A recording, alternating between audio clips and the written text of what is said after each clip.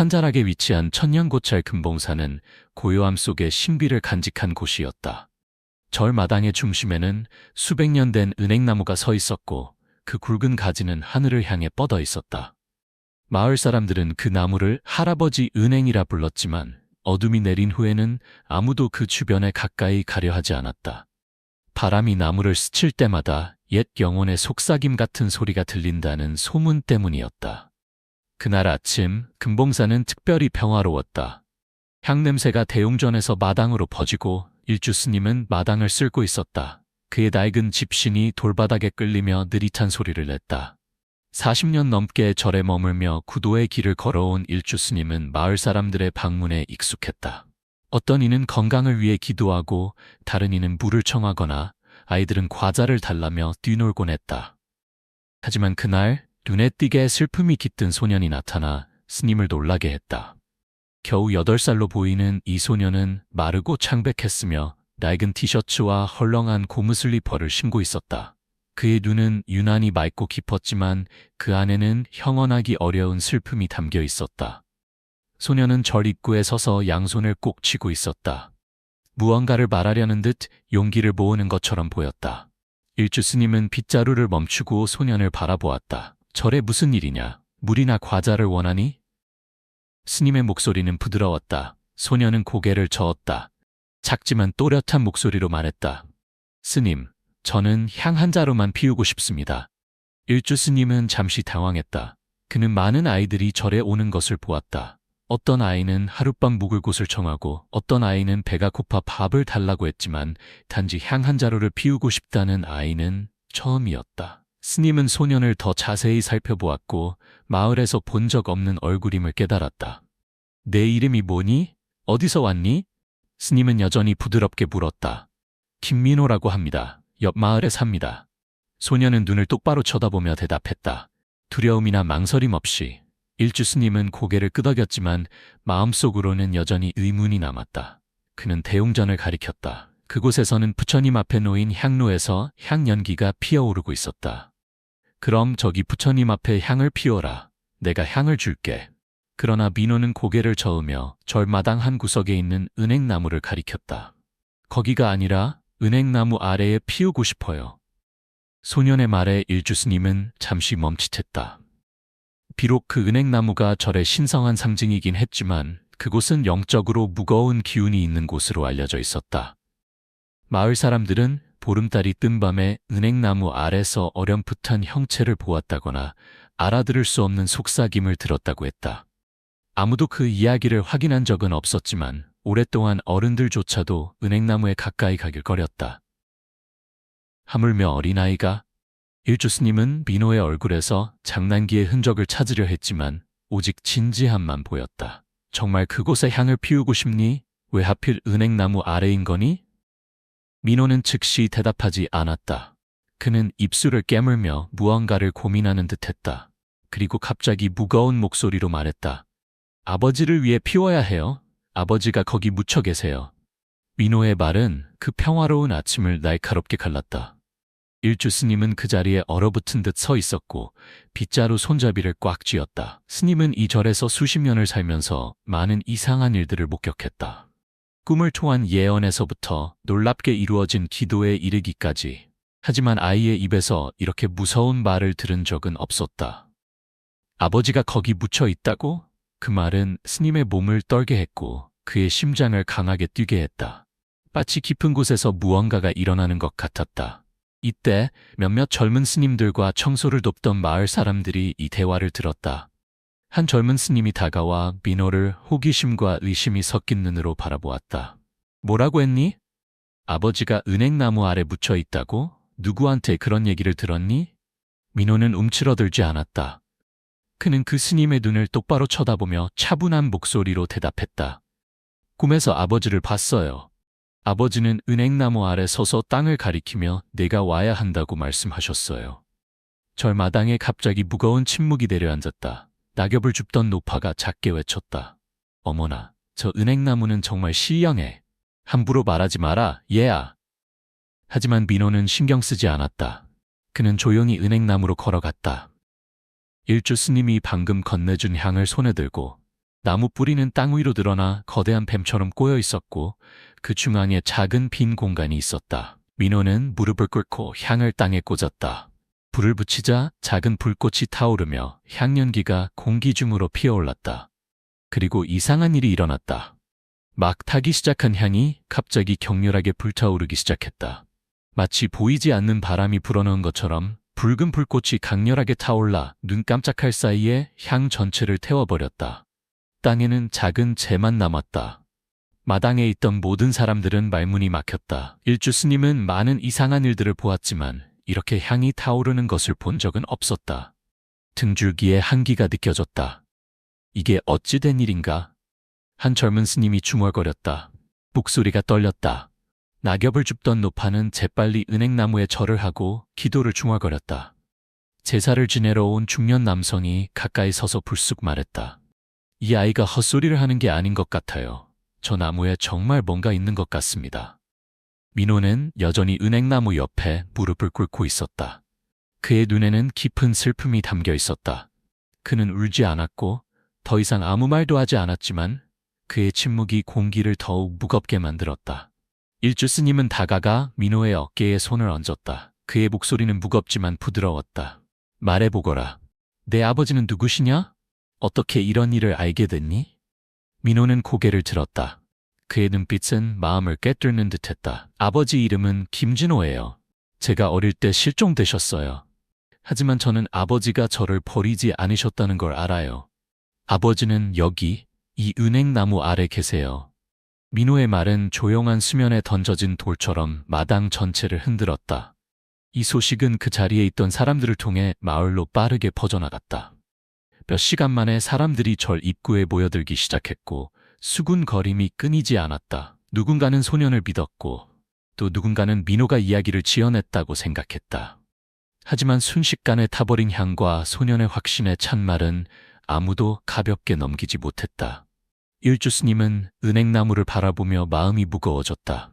그는 금봉사가 더 이상 예전처럼 평화롭지 않을 것임을 알았다. 민호의 말, 그 이상한 향, 그리고 은행나무 아래의 비밀이 밝혀지기를 기다리고 있었다. 금봉사의 마당은 보통 때의 평화로움과 향냄새, 새들의 지저김으로 가득한 곳이었지만 이제는 긴감과 불안으로 가득 찼다. 김민호 소년과 은행나무 아래에서 불타버린 향에 대한 소식은 들불처럼 번져나가 불과 몇 시간 만에 많은 마을 사람들이 절 앞에 모여들었다. 사람들은 호기심과 두려움이 뒤섞인 눈으로 은행나무를 바라보았다. 누군가는 의심스러워했고 또 누군가는 두려워했지만 모두가 한 가지 질문을 품고 있었다. 과연 소년의 말이 사실일까? 정말 수백 년 된 저 은행나무 아래에 끔찍한 비밀이 묻혀 있는 것일까? 일주 스님은 절의 작은 방에 서서 양손을 등 뒤로 모으고 마당을 내려다보았다. 그의 시선은 은행나무를 향했다. 40년이 넘는 세월 동안 이곳에 살면서 많은 이상한 일들을 목격했지만 오늘처럼 불안한 적은 없었다. 민호의 말. 아버지가 거기 묻혀 있어요는 마치 바늘처럼 그의 마음을 찔렀고 그를 가만히 있지 못하게 했다. 그는 마당에 무릎을 꿇고 있는 민호를 바라보았다. 소년의 마른 어깨가 미세하게 떨리고 있었다.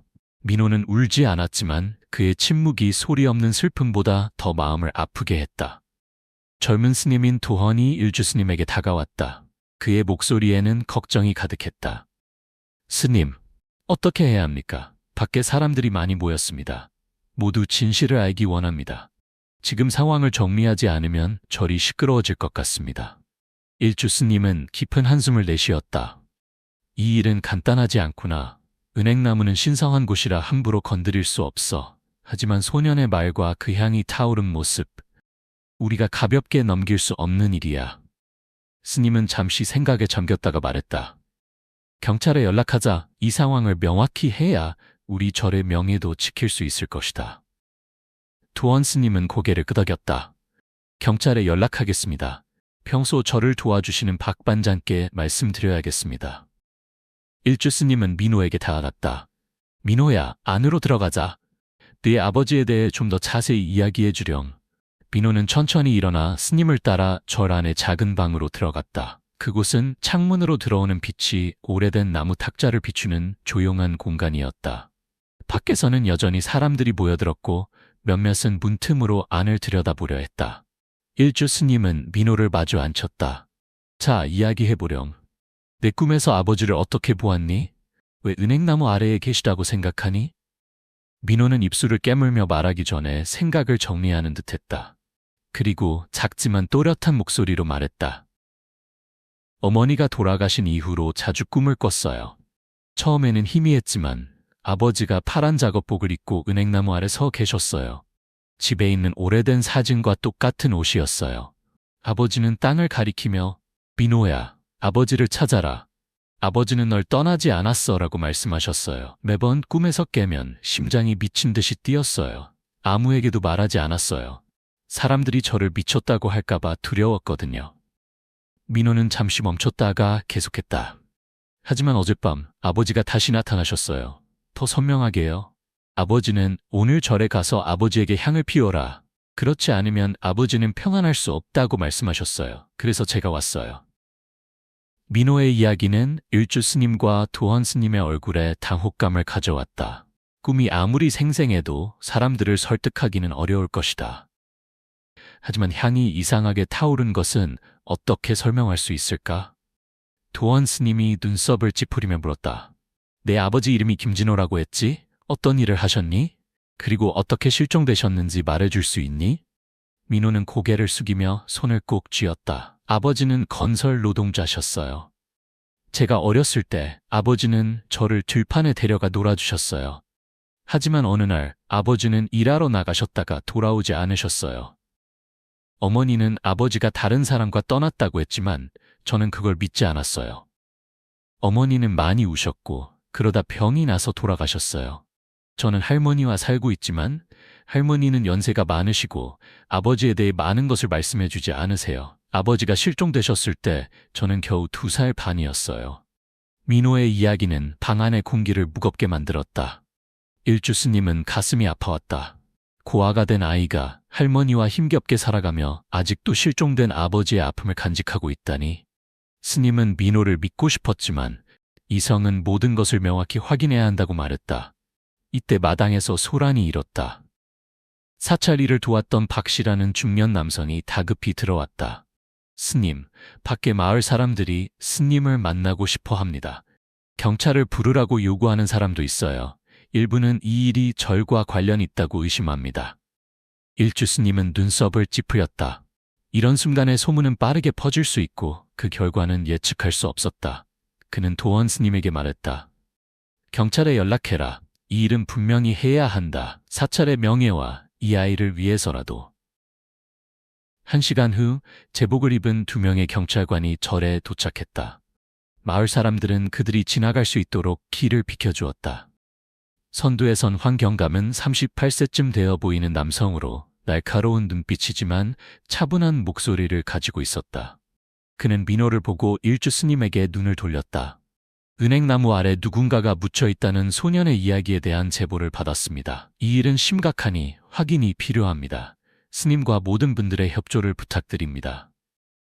황경감은 민호의 진술을 기록하기 위해 앉았다.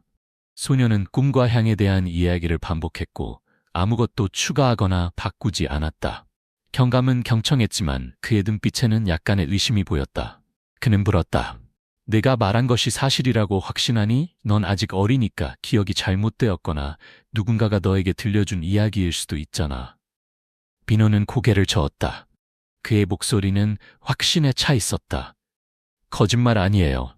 꿈에서 아버지를 봤어요. 아버지가 은행나무 아래 계시다는 걸 알아요. 황경감은 고개를 끄덕였지만 그가 설득되지 않았음이 분명했다. 그는 일주 스님에게 돌아섰다. 스님은 김진호라는 소년의 아버지나 은행나무 주변에서 일어난 이상한 일에 대해 아는 것이 있으신가요? 일주 스님은 고개를 저었다. 그의 목소리는 무거웠다. 정확히 기억나지 않네요. 그가 절에 왔는지도 모르겠습니다. 하지만 저 은행나무는 신성한 장소입니다. 여러 해 전에 이 지역이 정비되면서 땅이 높아졌습니다.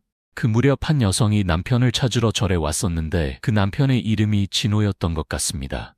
하지만 우리는 그를 알지 못했고 그 후로 아무도 그에 대해 언급하지 않았습니다. 황경감은 기록을 마치고 일어섰다. 조사하겠습니다. 우선 김진호라는 사람의 신원과 실종 상황을 확인해야 합니다. 은행나무는 당분간 그대로 두겠습니다만 필요하다면 허가를 받아 땅을 파볼 수도 있습니다. 경감의 말에 바깥의 군중이 술렁이기 시작했다. 일부는 진실을 찾기 위해 은행나무를 파야 한다고 주장했다.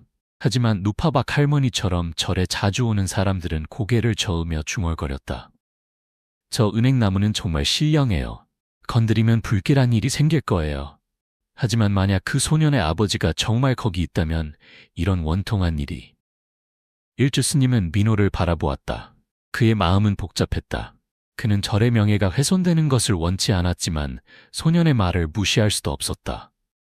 그는 도원 스님에게 조용히 말했다. 제사를 준비하고 신들의 보호를 기원하자. 만약 은행나무를 파야 한다면 우리는 올바른 의식을 따라야 한다. 실수가 있어서는 안 될 것이다.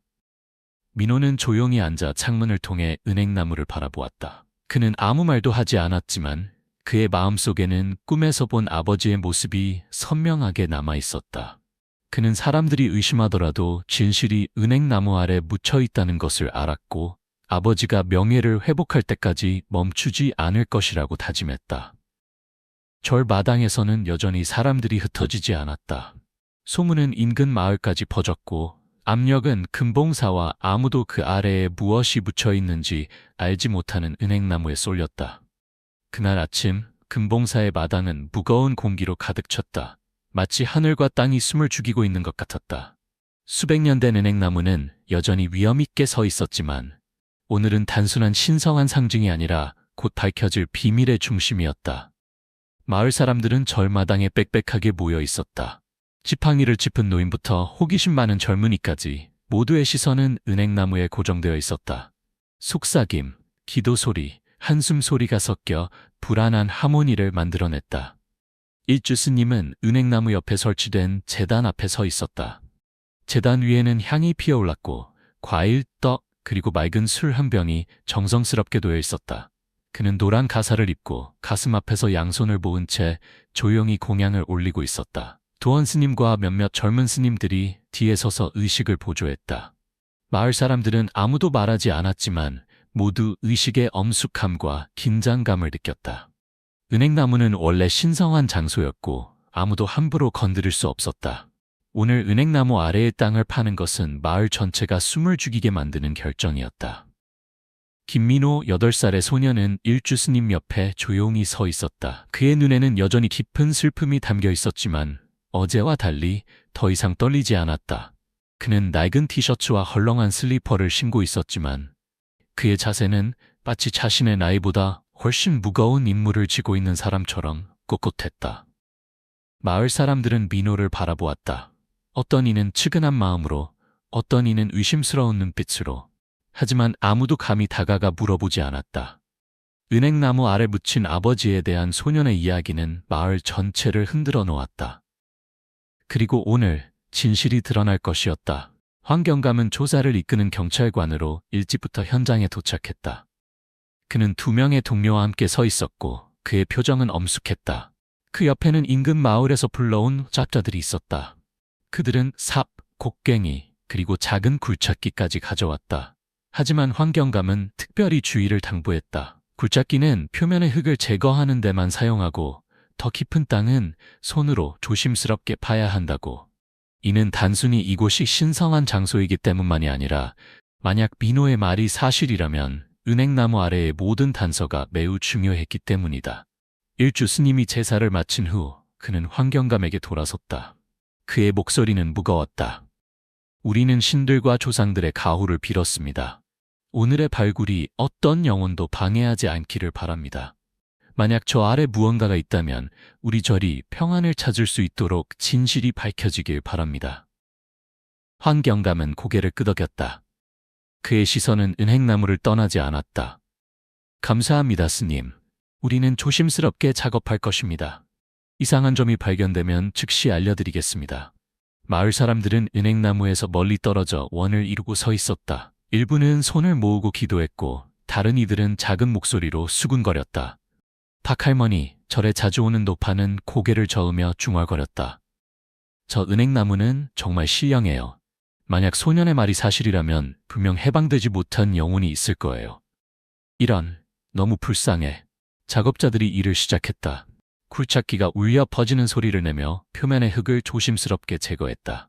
하지만 은행나무에 뒤얽힌 뿌리에 도달했을 때 그들은 멈춰섰다. 뿌리는 마치 거대한 뱀처럼 서로 얽혀 땅을 단단히 붙잡고 있어서 발굴 작업이 어려웠다. 한 작업자, 김 씨는 이마에 땀을 닦으며 황경감에게 말했다. 뿌리가 돌처럼 단단해요. 손으로 파려면 하루 종일 걸릴 겁니다. 황경감은 눈썹을 찌푸렸지만 인내심을 가지고 말했다. 천천히 진행합시다. 서두르지 마세요. 만약 아래 무언가가 있다면 우리는 현장을 보존해야 합니다. 마을 사람들은 더욱 긴장했다. 사판자루, 파헤쳐진 흙 한 줌마다 그들의 심장 박동은 빨라졌다. 민호는 그 근처에 서서 파헤쳐지는 땅에서 눈을 떼지 않았다. 그는 아무 말도 하지 않았지만 그의 손은 꽉 쥐어져 있었다. 마치 오래전부터 알고 있던 것이 확인되기를 기다리는 듯했다. 거의 2시간 후 약 1m 깊이의 땅이 파헤쳐졌을 때 김 씨가 갑자기 멈췄다. 그는 몸을 숙여 흙을 손으로 걷어내더니 소리쳤다. 여기 뭔가 있어요. 파란색 천조각. 군중 사이에서 술렁임이 일었다. 황경감은 재빨리 다가가 모두에게 멈추라고 신호했다. 그는 무릎을 꿇고 손으로 확인했다. 바래고 찢어진 파란색 천조각이 흙 사이로 보였다. 그는 조심스럽게 더 많은 흙을 걷어냈고 그때 끔찍한 광경이 드러났다. 말라비틀어진 사람의 팔이 흙 속에 묻혀 있었다. 근처에 있던 마을 사람들이 비명을 질렀다. 몇몇은 뒤로 물러나며 얼굴이 창백해졌다. 박할머니는 가슴을 움켜쥐며 중얼거렸다. 하늘이시여, 정말이었어. 저기 사람이 있었어. 정말이었어. 일주 스님은 묵묵히 서 있었지만 그의 앞에 모은 손이 약간 떨렸다. 그는 민호를 바라보았고 소년이 여전히 조용히 서 있는 것을 보았다. 하지만 이제 그의 눈에는 눈물이 고여 있었다. 민호는 소리내어 울지 않았지만 눈물이 볼을 타고 흘러내렸다. 그는 은행나무 근처에 흙을 껴안으며 무릎을 꿇고 목이 메인 목소리로 말했다. 아버지, 찾았어요. 민호의 외침은 공기를 찢었다. 처음에는 의심했던 마을 사람들조차도 이제는 눈물을 참을 수 없었다. 중년 여성인 윤 씨는 흐느끼며 말했다. 이런, 소년이 진실을 말했어. 그의 아버지가 여기 묻혀 있었구나. 황경감은 작업자들에게 계속 발굴하라고 지시했지만 더 조심스럽게. 점차 한 남자의 온 시신이 드러났다. 파란색 작업복은 찢어졌지만 여전히 알아볼 수 있었다. 뼈는 말랐지만 여전히 원래의 형태를 유지하고 있었다. 이전에 대기했던 법의학팀이 빠르게 현장에 도착했다. 그들은 보호복을 입고 현장을 조사하기 시작했으며 분석을 위한 샘플을 채취했다. 일주 스님은 민호에게 다가가 그의 어깨에 손을 얹었다. 그의 목소리는 무거웠다. 아버지가 원하시는 일을 해냈구나. 이제 경찰이 나머지를 처리할 거야. 아버지는 평안히 쉴 수 있을 거야. 민호는 고개를 끄덕였지만 여전히 시신에서 눈을 떼지 않았다. 그는 마치 혼잣말처럼 중얼거렸다. 아버지는 저를 버리지 않으셨어요. 아버지는 항상 여기 계셨어요. 몇 시간 후 법의학팀은 샘플 채취를 마쳤다. 황경감은 일어서며 단호한 목소리로 말했다. 이 시신은 DNA 검사를 위해 보내줄 것입니다. 하지만 옥과 민호 군의 진술에 근거하면 이는 김진호 씨, 민호 군의 아버지일 가능성이 높습니다. 우리는 사망 원인을 밝히기 위해 추가 조사를 할 것입니다. 마을 사람들이 수근거리기 시작했다.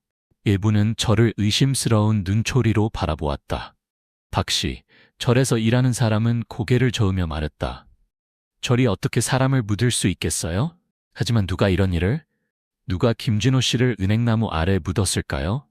일주 스님은 압박감을 느꼈다. 그는 절이 직접 관련되지 않았다 하더라도 이 사건이 절의 명예에 영향을 미칠 것임을 알았다. 그는 황경감에게 돌아섰다. 우리는 최대한 협조하겠습니다. 만약 원통한 일이 있었다면 진실이 밝혀져 고인의 영혼이 평안을 찾을 수 있기를 바랍니다. 황경감은 고개를 끄덕였지만 그의 눈빛은 이미 의심하기 시작했음을 보여주었다. 그는 경찰에게 이 지역을 봉쇄하라고 명령했다. DNA 검사 결과가 나올 때까지 아무도 은행나무에 접근할 수 없었다. 마을 사람들은 점차 헤어졌지만 은행나무 아래에서 발견된 시신에 대한 이야기는 이미 마을 전체, 심지어 인근 마을까지 퍼져나갔다. 민호는 일주 스님에 의해 절 안으로 안내되어 따뜻한 죽 한 그릇을 먹었다.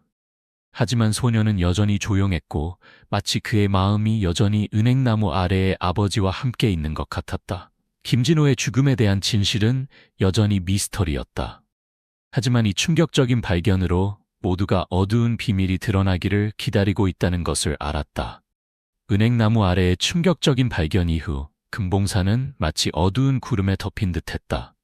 마을 사람들은 어느 정도 흩어졌지만 끊임없이 수군거림이 이어졌다. 소문은 마을 이곳저곳으로 퍼져나갔다. 김민호 소년의 이상한 꿈에서부터 은행나무 아래에서 발견된 김진호의 시신까지 찢어진 파란색 작업복을 입은 채 가장 큰 의문은 여전히 공중에 맴돌고 있었다. 누가 김진호를 은행나무 아래 묻었을까? 그리고 왜 이런 범죄가 그렇게 오랫동안 숨겨져 있었을까? 환경감은 조사를 이끄는 경찰관으로서 시간을 낭비하지 않았다. 법의학팀이 시신을 검사를 위해 가져간 직후 그는 일주 스님, 도헌 스님, 그리고 김진호가 실종되었을 당시 절에 있었던 몇몇 증인들을 소환했다. 그는 또한 당시 절 공사의 건설업체 사장인 이태성을 찾도록 요청했다. 이태성은 건설 노동자 팀을 직접 관리했고 그 중에는 김진호도 있었다고 한다. 현재 이태성은 인근 마을에 살고 있었고 그는 그날 안에 경찰서에 출두하란 요청을 받았다. 절의 작은 방에서 황경감은 일주 스님과 마주 앉았다. 공기는 긴장감으로 가득 찼고 경감의 목소리는 부드러웠지만 단호했다. 스님, 김진호 씨가 실종되었을 때 절의 보수공사에 대해 말씀해 주실 수 있을까요? 특별한 일이 있었습니까? 또는 김진호 씨에 대한 기억이 있으신가요?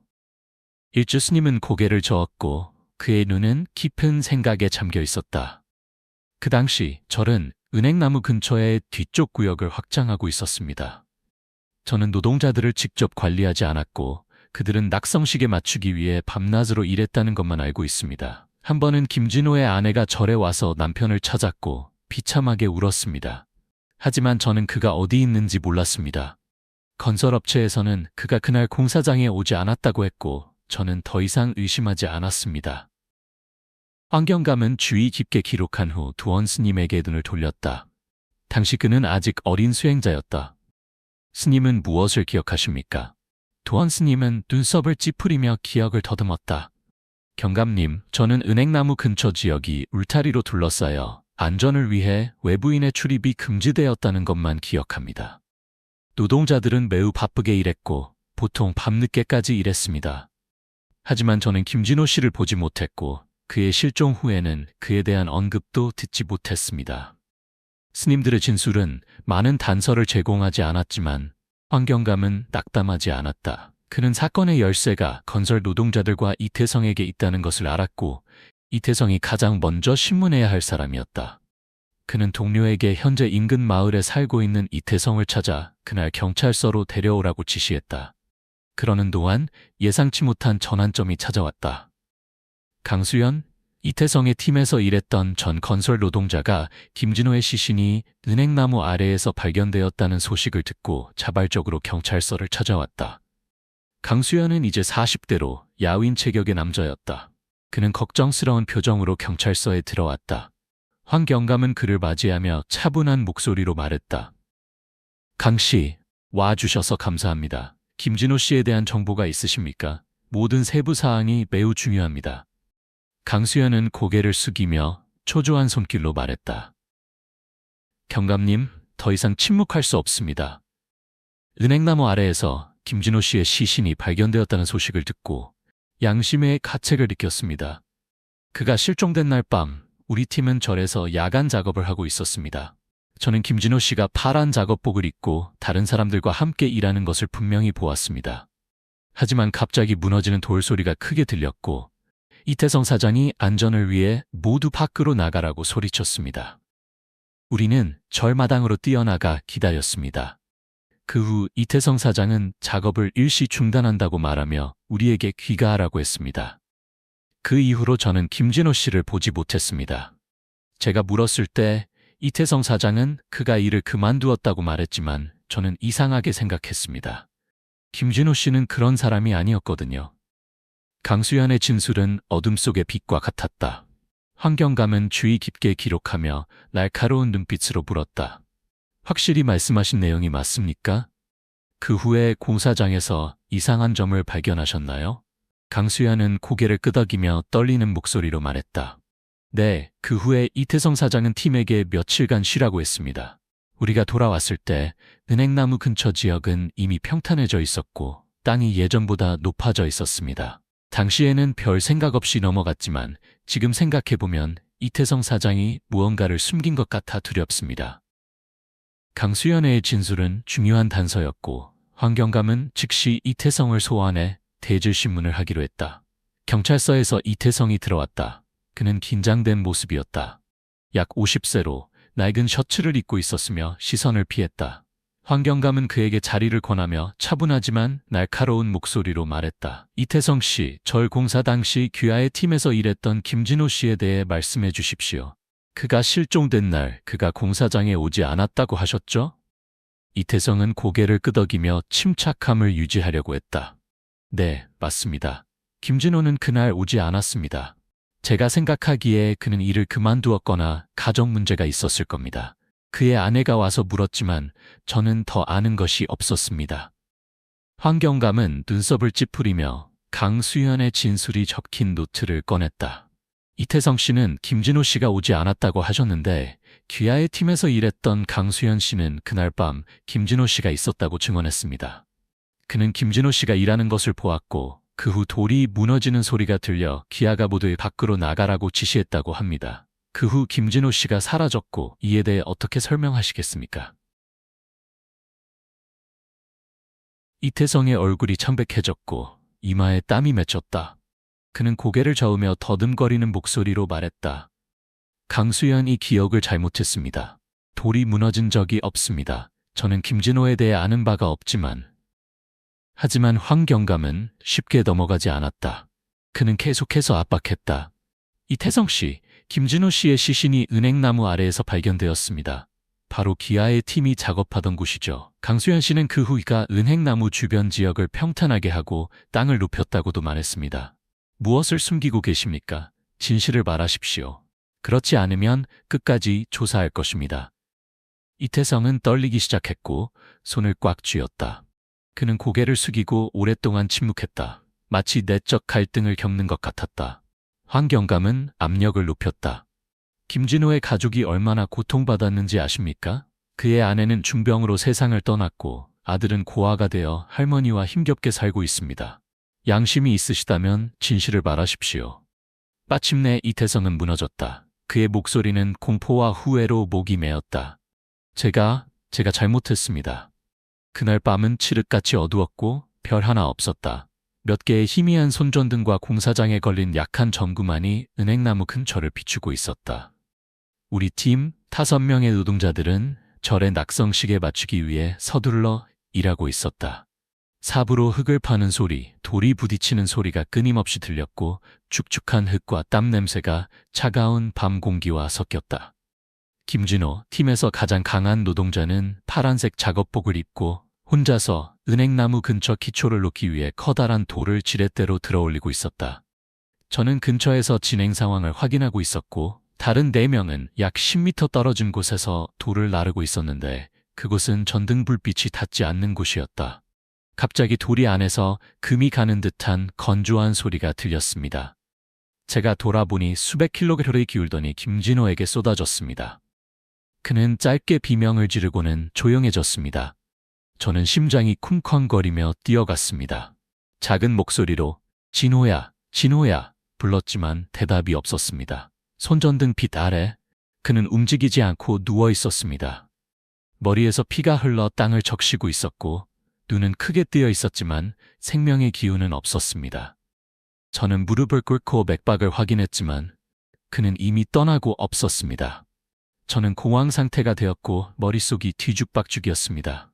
공사는 며칠 안에 완료될 예정이었고 절과의 계약은 제가 지금까지 받은 것 중 가장 큰 금액이었습니다. 만약 이 일이 알려지면 저는 모든 것을 잃을 것이었습니다. 계약, 돈, 그리고 아마도 감옥에 갈 수도 있었습니다. 저는 주변을 둘러보았고 몇 걸음 떨어진 곳에 있는 은행나무와 그 뿌리들이 절 마당에서의 시야를 마치 보호막처럼 가리고 있는 것을 보았습니다. 절망 속에서 저는 이 일을 숨기기로 결정했습니다. 저는 다른 4명이 있는 곳으로 달려가 급한 목소리로 말했습니다. 잠시 쉬자. 절 마당으로 나가서 나를 기다려. 그들은 의심하지 않았고 제가 뭔가를 확인해야 한다고 생각해 조용히 나갔습니다. 혼자 남겨졌을 때 저는 굴착기를 조종했습니다. 기계의 굉음이 다른 모든 소리를 덮었습니다. 저는 은행나무 아래에 깊은 구덩이를 팠고 뿌리가 그곳을 완전히 가렸습니다. 그리고 조심스럽게 김진호의 시신을 그곳으로 끌어당겼습니다. 땅에 남은 피는 삽으로 흙을 덮어 숨겼습니다. 일을 마치고 나서 저는 더 많은 흙과 돌을 부었고 굴착기로 평탄하게 만들어 이전보다 높게 만들었습니다. 날이 밝아오기 시작했을 때 저는 팀을 불러 오늘 일이 일찍 끝났다고 말하고 그들에게 돌아가 쉬라고 했습니다.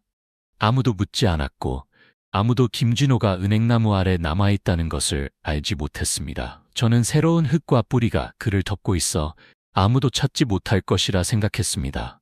하지만 저는 틀렸습니다. 저는 김진호의 아들이 마치 신의 인도를 받은 것처럼 아버지를 찾을 것이라고는 상상도 못했습니다. 이태성의 고백은 조용한 공간에 폭발한 것 같았다. 황경감은 한 글자도 놓치지 않고 기록했다. 그의 목소리는 차가웠다. 당신은 그것이 범죄라는 것을 알면서도 그렇게 했군요. 김진호의 가족이 겪은 고통에 대해 생각해 보셨습니까? 이태성은 고개를 숙였다. 눈물이 뺨을 타고 흘렀다. 돈에 눈이 멀었습니다. 그 아이가 아버지를 찾을 거라고 생각하지 못했습니다. 제발, 저는 처벌받을 준비가 되어 있습니다. 그의 고백은 기록되어 상부에 보고되었다. 경찰은 다른 팀원들의 역할을 확인하기 위해 계속 조사했다. 하지만 이태성이 주모자라는 것은 분명했다. 고백에 대한 소식은 빠르게 퍼져 마을 사람들의 분노를 불러일으켰다. 많은 사람들이 절 앞에 모여 김진호를 위해 향을 피우고 기도했으며 도시의 이태성의 잔혹함을 저주했다. 이태성의 고백 후 금봉사의 분위기는 다소 가벼워졌지만 여전히 말로 표현하기 어려운 슬픔이 감돌았다. 김진호의 죽음에 대한 진실이 밝혀졌다. 끔찍한 사고, 잘못된 결정, 그리고 신성한 은행나무 아래에 묻힌 범죄. 노인부터 어린아이까지 마을 사람들은 끊임없이 이야기했지만 이태성에 대한 분노 외에도 다른 질문이 여전히 사람들의 마음을 괴롭혔다. 어떻게 김민호, 고작 8살의 고아가 아버지가 은행나무 아래 묻혀 있다는 것을 알았을까? 그의 꿈, 불타는 향, 그리고 이상한 확신, 모든 것이 마치 아직 답을 찾지 못한 영적인 수수께끼 같았다. 일주 스님은 대웅전에 앉아 염주를 돌리며 경을 앞줄였다. 그는 40년 넘게 절에서 살면서 많은 이상한 일들을 목격했다. 영험한 기도에서부터 예언적인 꿈까지. 하지만 민호의 이야기는 그를 깊이 생각하게 했다. 그는 마당을 바라보며 은행나무 아래 앉아있는 민호를 지켜보았다. 소년의 눈에는 깊은 슬픔이 담겨 있었고 시선은 멀리 향해 있었다. 스님은 진실이 밝혀졌음에도 불구하고 소년의 마음속 고통은 여전히 그대로라는 것을 알았다. 마을 사람들은 이태성이 자백했다는 소식을 듣고 절 앞에 모이기 시작했다. 일부는 향, 꽃, 과일을 가지고 와서 은행나무 아래에 놓고 김진호의 영혼이 평안을 찾기를 기도했다. 박할머니, 절에 자주 오는 노파는 은행나무 앞에서 절을 하며 떨리는 목소리로 말했다. 이 은행나무는 정말 신령해요. 틀림없이 김진호 씨가 아직 해탈하지 못해서 그 아이에게 나타난 거예요. 아버지와 아들이 이렇게 원통하게 헤어져 있었다니 너무 가슴 아픕니다. 일주 스님은 은행나무 바로 아래에서 김진호를 위한 천도제를 열기로 결정했다.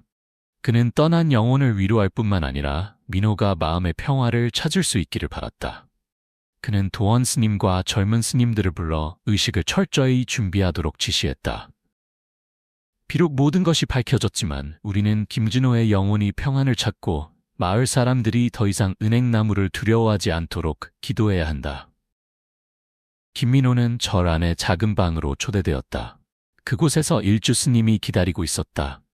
그는 소년을 바라보며 부드러운 목소리로 말했다. 민호야, 네가 아버지를 위해 큰일을 해냈구나. 진실이 밝혀졌고 이태성은 벌을 받을 거야. 하지만 나는 네 꿈에 대해 좀 더 듣고 싶구나. 어떻게 아버지를 보았니? 두려워하지 말고 있는 그대로 말해다오. 민호는 고개를 숙이고 양손을 꽉 쥐었다. 마치 마음속의 고통스러운 이미지를 정리하는 것 같았다. 그리고 고개를 들어 작지만 또렷한 목소리로 말했다. 스님, 저는 어머니가 돌아가신 이후로 아버지를 꿈에서 봤어요. 처음에는 그저 흐릿한 형체였지만 저는 그분이 아버지라는 것을 알았어요. 아버지는 집에 있는 오래된 사진에처럼 파란색 작업복을 입고 계셨어요. 아버지는 은행나무 아래 서서 땅을 가리키며 민호야, 아버지를 찾아라. 아버지는 너를 버리지 않았다고 말씀하셨어요. 매번 꿈에서 깨어나면 심장이 쿵쾅거렸어요. 할머니가 걱정할까봐 아무에게도 말하지 않았어요. 하지만 어젯밤 아버지가 다시 나타나셨는데 목소리가 더 명확했어요. 아버지는 오늘 절에 가서 향을 피워야 한다고 말씀하셨어요. 그렇지 않으면 아버지가 평안할 수 없다고요. 그래서 제가 왔어요. 민호의 이야기는 일주 스님과 도헌 스님의 얼굴에 당혹감을 가져왔다. 꿈이 아무리 생생해도 바깥에서 수군거리는 사람들을 설득하기는 어려울 것이다. 하지만 향이 기이하게 타올랐던 것은 어떻게 설명할 수 있을까? 민호의 꿈에 대한 소식은 마을에 빠르게 퍼졌고 유명한 무당인 조할머니가 마을 사람들에 의해 절에 초대되었다. 조할머니? 날카로운 눈을 가진 노파는 은행나무로 다가가 3번 절을 하고 향 한 묶음을 태웠다. 향연기가 공중으로 피어올라 이상한 향기를 퍼뜨렸다. 그녀는 민호를 보고 마을 사람들에게 돌아서서 확신에 찬 목소리로 말했다. 이 은행나무는 영적인 에너지가 보이는 곳입니다. 김진호의 영혼은 아직 해탈하지 못했습니다. 너무 큰 원한 때문에 그는 꿈에서 아들에게 나타나 그를 이곳으로 인도했습니다. 이제 진실이 밝혀졌지만 그의 영혼이 평안을 찾을 수 있도록 천도제를 지내야 합니다. 조할머니의 말은 마을 사람들로 하여금 민호의 이야기 뒤에 영적인 힘이 있다고 믿게 했다. 일부 사람들은 은행나무 주변의 이상한 일들에 대해 이야기하기 시작했다. 보름달이 뜬 밤에 바람이 불어 나뭇잎을 스치는 소리가 마치 속삭임처럼 들린다거나 나무 아래에 흐릿한 형체가 보인다는 것.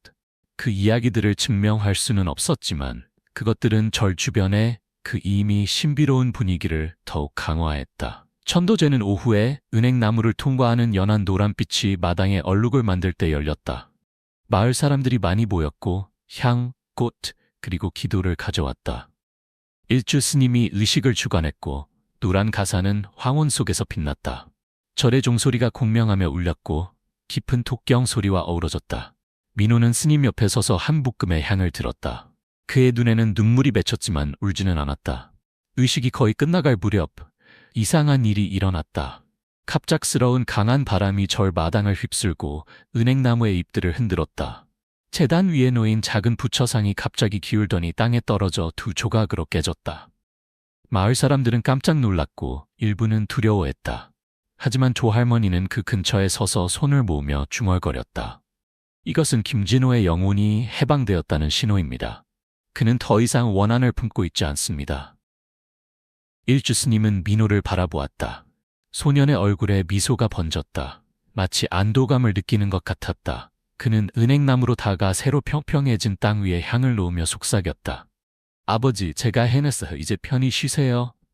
마을 사람들은 조용히 서 있었고 아무도 감히 이 신성한 순간을 방해하지 않았다.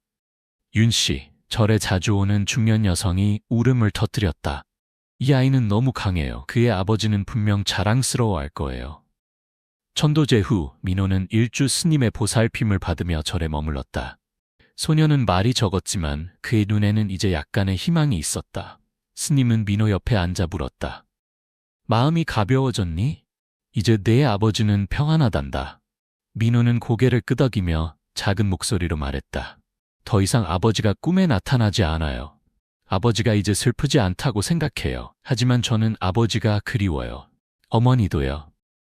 민호의 말은 스님의 마음을 아프게 했다.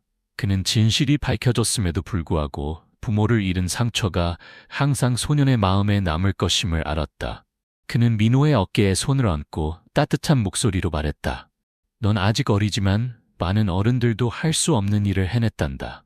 네가 원한다면 이 절이 내 집이 될 수 있어. 우리는 함께 네 부모님을 위해 기도할 수 있단다. 마을 사람들은 영적인 요소에 대해 여전히 수군거렸지만 민호를 존경의 눈으로 바라보기 시작했다. 부모를 잃은 소년이 꿈에 이끌려 아버지의 억울함을 풀고 묻혀있던 범죄를 밝혀낸 것이다. 은행나무는 이제 신비로운 장소에서 진실과 정의의 상징이 되었다. 하지만 이야기는 아직 끝나지 않았다. 이태성은 판결을 기다리고 있었고 마을 사람들은 정의가 실현되고 민호가 새로운 보금자리를 찾을 수 있는 완벽한 결말을 바라고 있었다.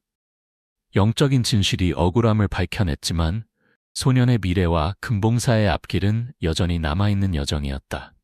은행나무 아래에서 열린 천도제 이후 금봉사는 서서히 평온을 되찾기 시작했다. 하지만 김민호 소년과 은행나무 아래의 비밀에 대한 이야기는 마을의 전설이 되었다. 마을 사람들은 더 이상 은행나무를 두려움으로 바라보지 않고 정의와 진실의 상징으로 여기게 되었다. 김진호의 죽음에 대한 진실이 밝혀졌지만 이 이야기를 완전히 마무리하기 위해서는 완벽한 결말이 필요했다.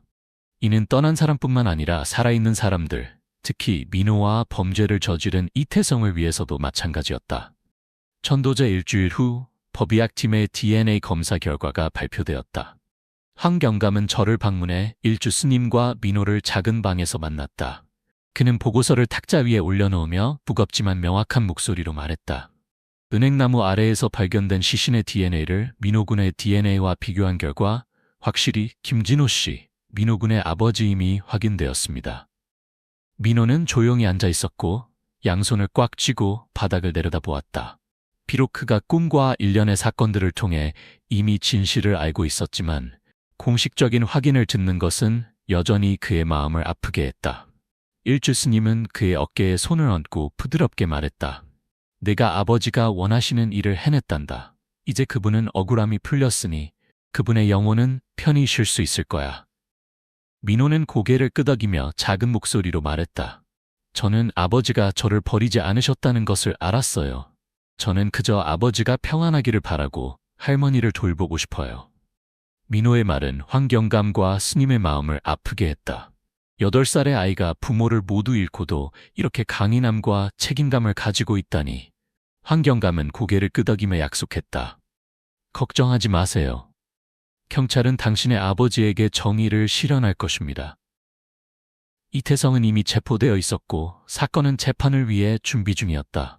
한편 이태성은 자백 이후 경찰서에 구금되어 있었다. 한때 야망에 차 있던 건설업자는 이제 그림자에 불과했다. 얼굴은 헬쑥하고 눈은 잠 못 이루어 충혈되어 있었다. 그의 자백은 비밀을 간직한 짐으로부터 그를 해방시켰지만 다른 형벌, 즉 양심의 가책을 가져왔다. 매일 밤 이태성은 잠들지 못했다. 돌 아래 누워 피를 흘리는 김진호의 모습이 생생하게 떠올랐다. 그는 꿈에서 김진호의 부름을 들었다. 깊은 목소리로 왜 나를 거기 묻었나? 왜 내 아내와 아들이 고통받게 했나? 이태성은 놀라 깨어나 땀에 흠뻑 젖어 차가운 감방에서 얼굴을 감싸고 울었다. 이태성의 재판은 얼마 후에 열렸다. 마을 사람들은 법정 안에 들어갈 수 없었지만 밖에서 판결을 기다렸다. 이태성은 피고인석에 서서 고개를 숙이고 아무도 바라보지 않았다. 검사는 그의 죄목을 낭독했다. 범죄 은폐, 김진호의 사망을 초래한 공사장 관리 부주의, 시신 은폐 등이었다. 강수연의 증언, 다른 노동자들의 증언, 그리고 은행나무 아래에서 발견된 증거들은 부인할 수 없었다. 질문을 받았을 때 이태성은 떨리는 목소리로 반복했다. 제가 잘못했습니다. 그 결과가 이렇게 클 줄 몰랐습니다. 저는 처벌을 받겠습니다. 다만 김진호의 가족이 용서해 주기를 바랍니다. 소년이 은행나무 밑에 향을 피우려 절에 들어가다 한 소년이 절에 들어와 다른 건 아무것도 바라지 않고 오직 오래된 은행나무 아래에 향 한 자루만 피우길 원했다.